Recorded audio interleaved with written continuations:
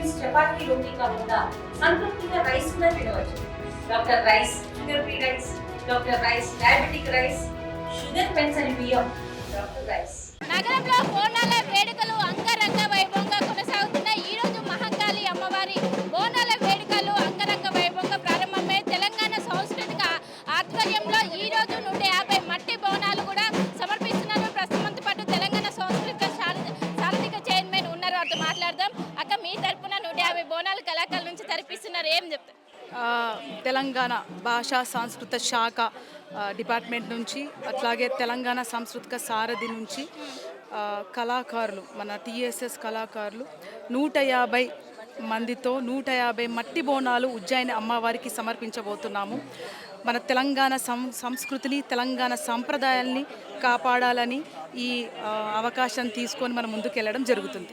అంటే మొదటిసారి మీరు బాధ్యతలు చేపట్టాక బోనాల పండుగ వచ్చింది, అది 150 మంది కళాకారులతో చేపిస్తున్నారు. అవునండి, మొదటిగా ఫస్ట్ పెద్ద ఈవెంట్ నేను బాధ్యత తీసుకున్న తర్వాత, ఎందుకంటే తెలంగాణ సాంస్కృతిక సారథిలో 178 మంది ఉమెన్ వర్క్ చేస్తున్నారు.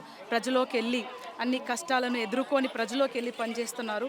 సో ఆ స్త్రీమూర్తులు ఎంత కష్టపడుతున్నారు అని తెలియచేసే ఒక భాగంలో, అట్లాగే మన సంస్కృతి ఏంటి, ఈ బోనం ఇంపార్టెన్స్ ఏంటి, ప్రపంచంలో ఎక్కడ లేని విధంగా మన బోనాలు సెలబ్రేట్ చేసుకుంటారు.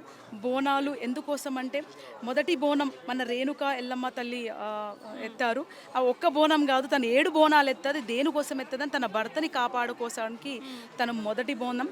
మళ్ళీ మనకు తెలంగాణలో హైదరాబాదులో ప్లెగు వ్యాధితో లక్షలాదిగా మరణించినప్పుడు మధ్యప్రదేశ్ ఉజ్జయిని దగ్గర ఉన్న మన హైదరాబాదీలు సైనికులు వాళ్ళ కుటుంబాల కోసం అమ్మవారిని కొలిచి ప్లెగు వ్యాధి తగ్గితే మనం కొలుచుకుంటామన్నారు. ప్లెగు వ్యాధి తగ్గినాక ఉజ్జయిని అమ్మవారిని తీసుకొని వచ్చి ఇక్కడ తనని స్థాపించారు.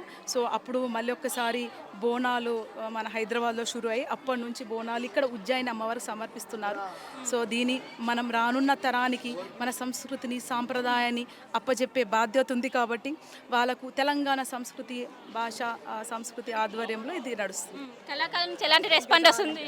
కళాకారులు చాలా ఆనందంగా ఉంది. మొత్తం మీద చూసుకోవచ్చు, ఏ విధంగా అనిపిస్తుంది? ఈ కార్యక్రమం సాంస్కృతిక సారథి వారు జరిపిస్తున్నారు, ఎంతో అంగరంగ వైభోగంగాను. తర్వాత 150 మంది ఆడవాళ్ళు ఈ బోనాన్ని ఎత్తుకొని అమ్మవారి దగ్గరికి మేమంతా వెళ్తున్నాము. ఈ సంప్రదాయం ఎక్కడ లేనటువంటి ఈ సంప్రదాయం చాలా చక్కగా ప్రతి ఏటా మనం జరుపుకుంటున్నాం.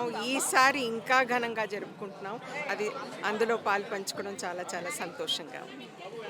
సో మొత్తం మీద చూసుకోవచ్చు, ఈసారి బోనాల వేడుకలు అనేవి ధూమ్ధాంగా కొనసాగుతున్నాయి. ఈరోజు మహంకాళి అమ్మవారికి బోనాల వేడుకలు అనేవి ప్రారంభించి 6 గంటల నుంచి కొనసాగుతున్నాయి. తెలంగాణ సాంస్కృతిక శాఖ ఆధ్వర్యంలో 150 మంది కళాకారులు అమ్మవారికి బోనాలు సమర్పించి మొదటి స్టెప్ దగ్గర బోనాలు ఇక్కడ చేసిన అనంతరం అక్కడ ఉజ్జయిని మహంకాళి అమ్మవారి దగ్గరికి వీళ్ళు బోనాల సమర్పణ తీసుకుని దాదాపు 150 మంది కళాకారులు పాల్గొనడం కూడా చూసుకోవచ్చు. మొత్తం తెలంగాణ సాంస్కృతిక సారథి ఆధ్వర్యంలో ఇది చేస్తున్నారు.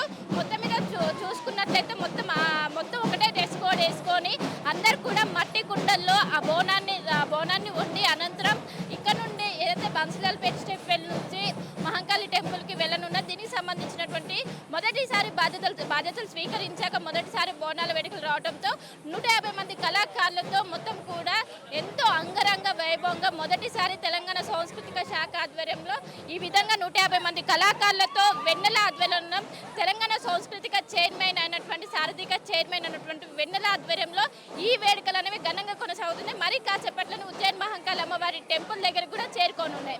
గెలపర్సన్ గణేష్తో కలిసి శిల్పా టీవీ హైదరాబాద్. తెలుగులో ఫాస్టెస్ట్ న్యూస్ ఇప్పుడు కొత్త అవతారంలో 5 సెకండ్లోనే పూర్తి వార్తా సమాచారం మీ చేతిలో. సోషల్ మీడియా ట్రెండ్స్ మీ కళ్ళ ముందుకే live TV and voice search ఆప్షన్స్తో ఇప్పుడే డౌన్లోడ్ చేయండి. యాప్ లింక్ డిస్క్రిప్షన్లో ఉంది.